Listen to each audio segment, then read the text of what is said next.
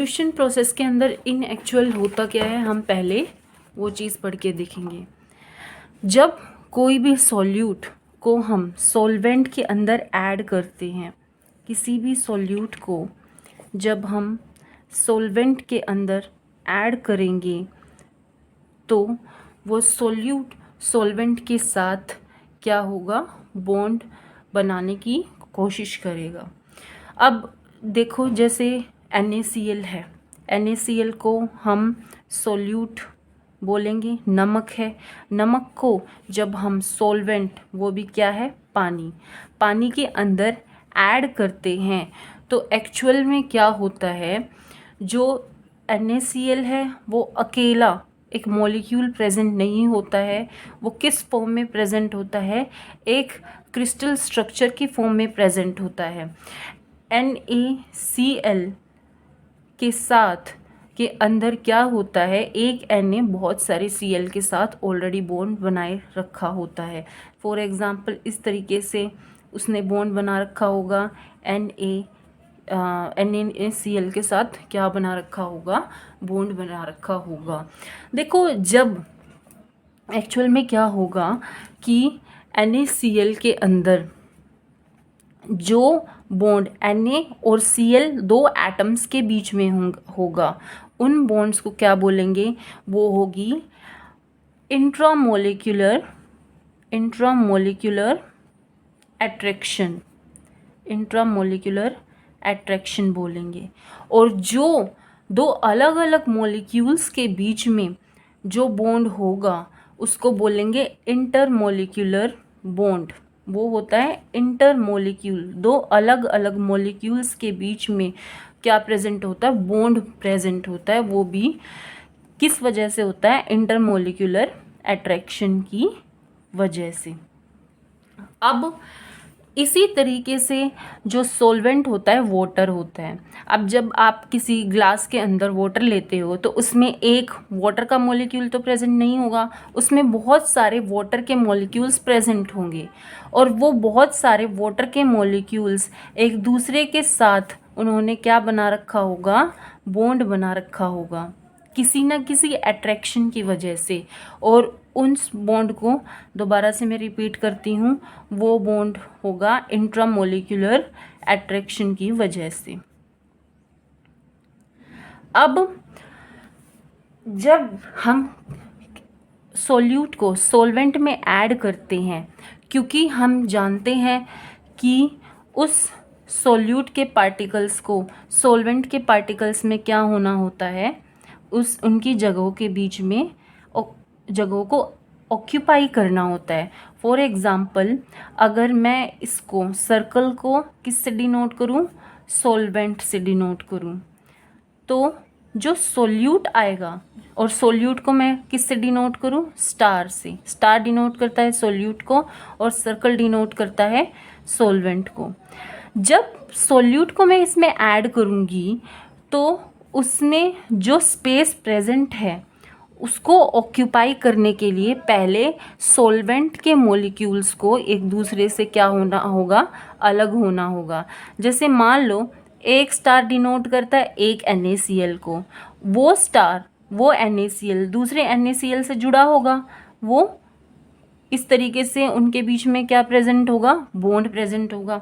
अब अगर हम इसको इसी तरीके से ऐड कर देंगे, अगर जगह सिर्फ एक NaCl मॉलिक्यूल की है तो सभी तो एक जगह पे नहीं आ सकते ना। इसी वजह से NaCl का जो बॉन्ड है दूसरे NaCl के साथ, वो क्या होना होगा, उसको ब्रेक डाउन होना होगा। अब जब दो चीज़ आपस में जुड़ी हुई हैं और वो पहले से ही किसी ना किसी बॉन्ड की वजह से, किसी ना किसी अट्रैक्शन की वजह से दो चीज़ें जुड़ी हुई हैं, तो उसको तोड़ने के लिए हमें क्या देनी पड़ती है, उन दोनों चीज़ों को अलग करने के लिए एनर्जी देनी पड़ती है। तो उस टाइम पे उनको हम अपने पास से एनर्जी देते हैं। उस टाइम पे एनर्जी क्या होती है, एब्जॉर्ब होती है। अब दो केस हैं। अगर दो मॉलिक्यूल्स के बीच में जो बॉन्ड अगर स्ट्रॉन्ग है, बहुत ज़्यादा स्ट्रॉन्ग है, तो हमें उनको तोड़ने के लिए, उनको अलग करने के लिए ज़्यादा एनर्जी देनी पड़ेगी, या तो हमें ज़्यादा अमाउंट में एनर्जी देनी पड़ेगी, ठीक है, और या फिर हमें कम अमाउंट में भी एनर्जी देनी पड़ सकती है, एनर्जी दे सकते हैं।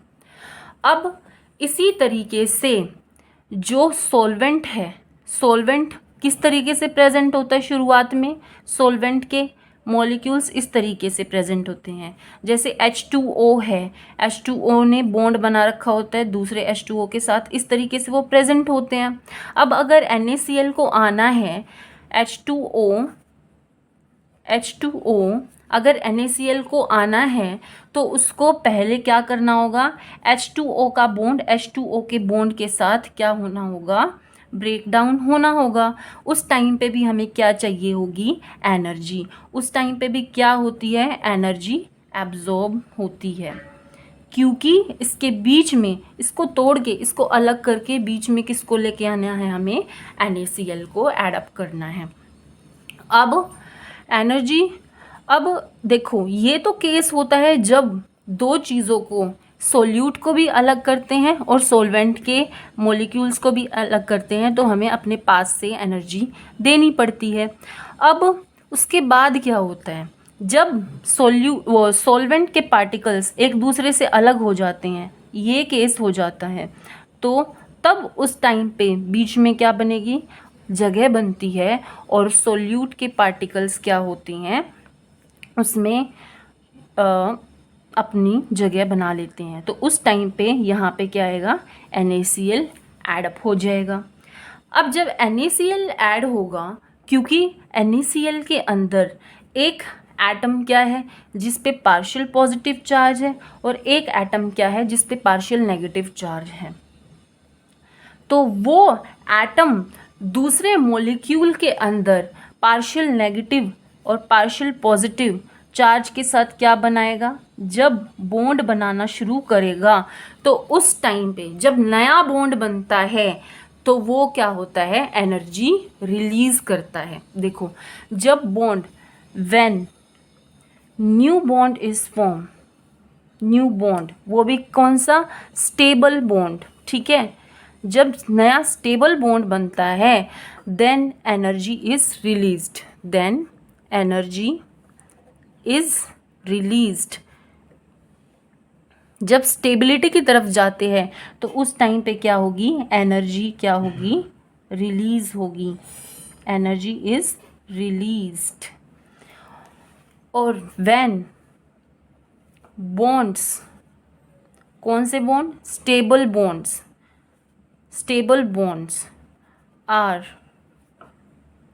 broken, then energy is required to break those bonds. Energy उस टाइम पे रिक्वायर्ड होती है टू ब्रेक दोज बॉन्ड्स। आप ये सोच के चलिए कि कोई दो चीज़ आपस में चिपकी हुई है, तो उन चिपकी हुई चीज़ों को अलग करने के लिए हमें फोर्स लगाना पड़ता है। तो फोर्स लगाने के लिए किस चीज़ की ज़रूरत होती है? एनर्जी की ज़रूरत होती है।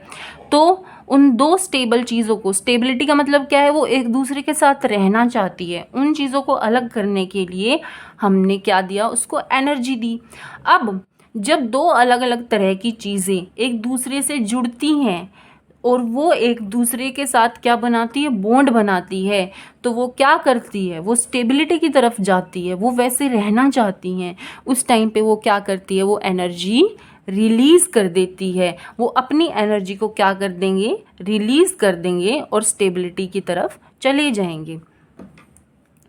अब इसी तरीके से देखो, जब सॉल्यूट की इंटरेक्शन सॉल्वेंट के साथ होती है, जब ये सॉल्यूट सॉल्वेंट के साथ, सॉल्वेंट क्या है? वाटर है, सॉल्यूट क्या है? NaCl है, तो उसको क्या बोलेंगे? Solute solvent interaction, solute solvent interaction.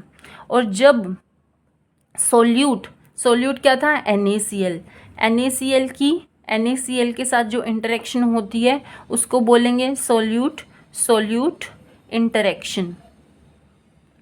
और इसी तरीके से जो सॉल्वेंट है, जैसे कि वाटर है, वाटर की इंटरेक्शन वाटर के साथ होती है, उसको बोलेंगे सॉल्वेंट सॉल्वेंट इंटरेक्शन। अब देखो, अब क्या होता है, जब हमने दो केस होते हैं, दो केस क्या हैं? पहले केस में बॉन्ड क्या होता है? बॉन्ड्स टूटते हैं, बॉन्ड्स आर ब्रोकन। और दूसरे केस में क्या होते हैं? New bonds are formed. जब न्यू बॉन्ड्स बनते हैं तब एनर्जी क्या होती है? रिलीज होती है, ठीक है। और जब बॉन्ड्स टूटते हैं तो एनर्जी क्या होती है? एब्जॉर्ब होती है। तो जब ये नए बॉन्ड बनेंगे तो किस में बनेंगे? सॉल्यूट और सॉल्वेंट में। सॉल्यूट और सॉल्वेंट की बॉन्ड बनेंगे। और जो बॉन्ड टूटेंगे वो किसके टूटेंगे? सॉल्यूट के और सॉल्वेंट के बॉन्ड टूटेंगे। अब ऐसा भी तो होता है ना कि ये जो एनर्जी रिलीज होती है, ये जो एनर्जी इन्होंने निकाली है, वो ही एनर्जी किस चीज़ के काम आए? बॉन्ड्स को तोड़ने के काम आए। तो ये इस तरीके से क्या होती है? एनर्जी इसमें यूज़ अप हो जाती है।